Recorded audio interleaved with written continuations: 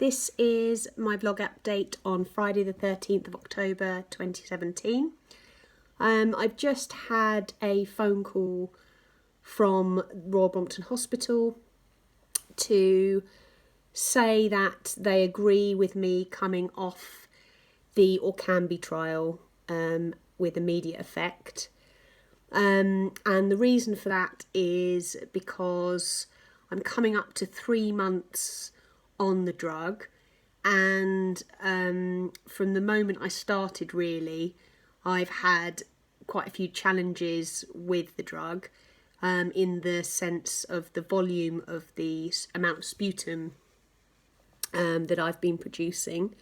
It's at least 1, if not 2 pots, full pots of sputum every single day, and I've persevered for as long as I can in the hope that with time I would normalise and my sputum volume would return to normal, and I would maybe experience some benefits from being on the drug.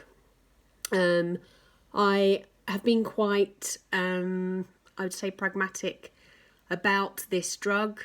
I didn't get my hopes up, but at the same time I was aware of what the potential that some people had achieved with using this drug.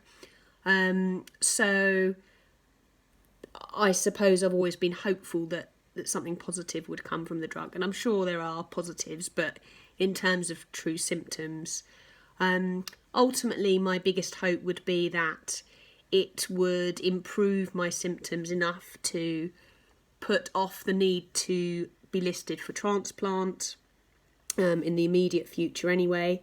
And also I suppose I had hoped on some level that I would notice some improvement in maybe the amount of oxygen that I needed on a daily basis, which in itself would be transformational in my current life situation. So I feel on one hand relieved, because my hope is now that coming off the drug I will at least return to a more manageable amount of sputum production, and my cough might be less obvious than it has been for the last nearly 3 months. And the fatigue that I've felt pretty much from day one, even when I was on the half dose of the Orkambi, the fatigue in my muscles, which has meant that exercise tolerance is really not good, and I sleep a lot. Everything does feel like a real effort, and that's not necessarily related to my oxygen requirements with my lungs. So what I'm now hoping is that I will feel less fatigued, and that the amount of sputum I'm producing will significantly reduce, and I'm generally hoping to feel better. The other thing is, although technically my lung function improved from what it was when I first went on the Orkambi, but we're measuring it against what my lung function was when I was less well.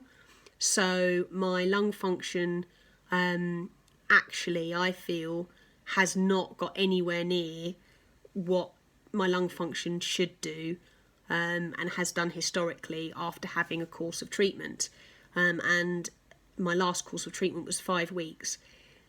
And although I did come off oxygen for 2 or 3 days, if my memory serves me correctly, when I was off oxygen, it wasn't that I was suddenly saturating at 97% SATs. It's just that I was off oxygen to a level where sort of 92, 93, where I could get away with being off oxygen. So, and literally within 2 or 3 days of, or 3 or 4 days of being home, coming off the intravenous antibiotics that I was on, again, I was back to needing more oxygen again. So that's essentially my current situation. And this is ahead of going to Harefield Hospital next Friday, the 20th, for a transplant assessment chat, where, assuming that my tests still allow me the option, I trust that I will be accepting going active on the transplant list. Now, I am making that decision after searching my soul for what feels like an eternity, but I have done in my mind everything I possibly can. I have exhausted all possibilities, and I'm now at a point where I appreciate that without having a double lung transplant, the likelihood is my quality of life and length of life is not going to be anywhere near that of what I would like it to be.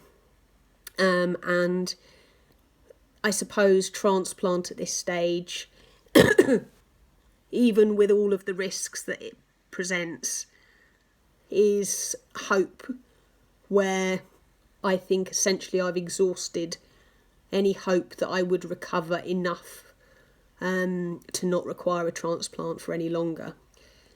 So I'm fully aware that the transplant waiting time, we are talking 2 to 3 years. And I am very mindful that when you're then in the situation where you do accept and realise that actually quality of life has got to that stage that you would even consider a transplant,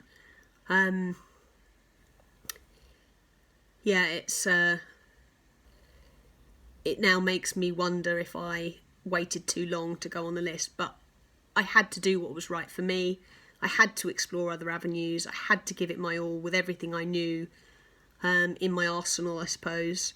And so it would not have been right for me to go on the transplant active before now, because I wouldn't have felt committed to that. So that's the plan.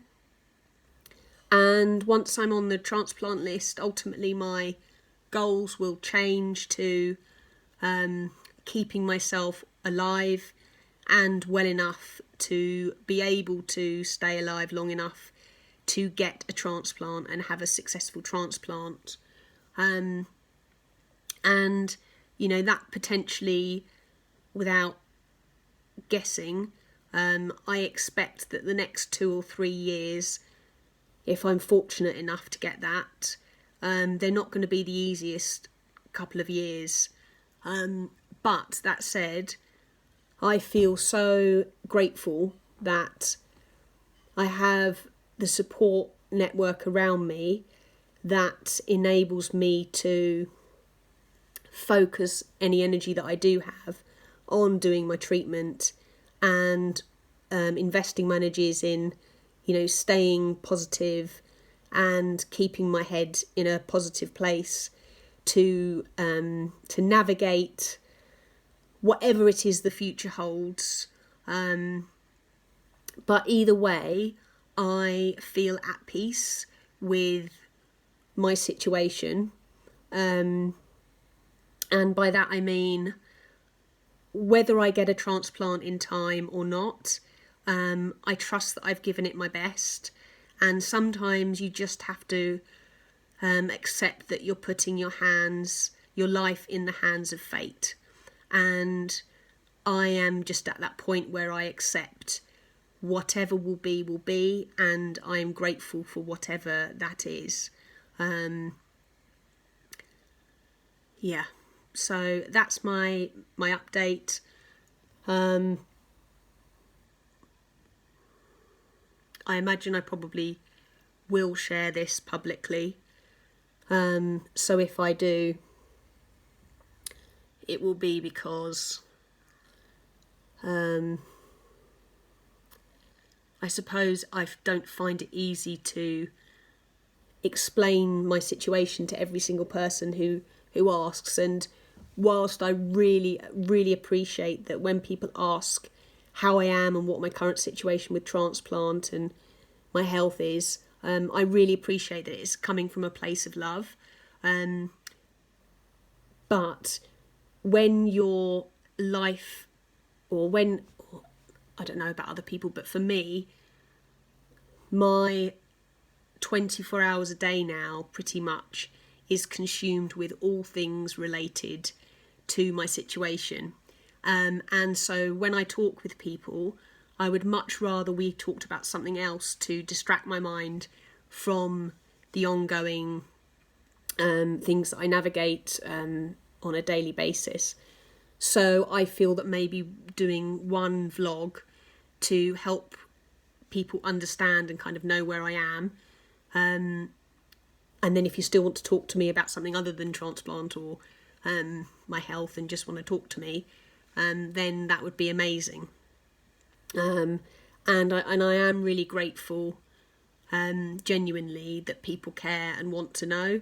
But I hope equally you all empathise and understand that I don't want to talk about my health all of the time. Sometimes I need to talk about it, but mostly now I've made the decisions, and once Friday's out of the way, that there's that clarity there. So that's my vlog update. As always, sending love. There we go. Ta-da!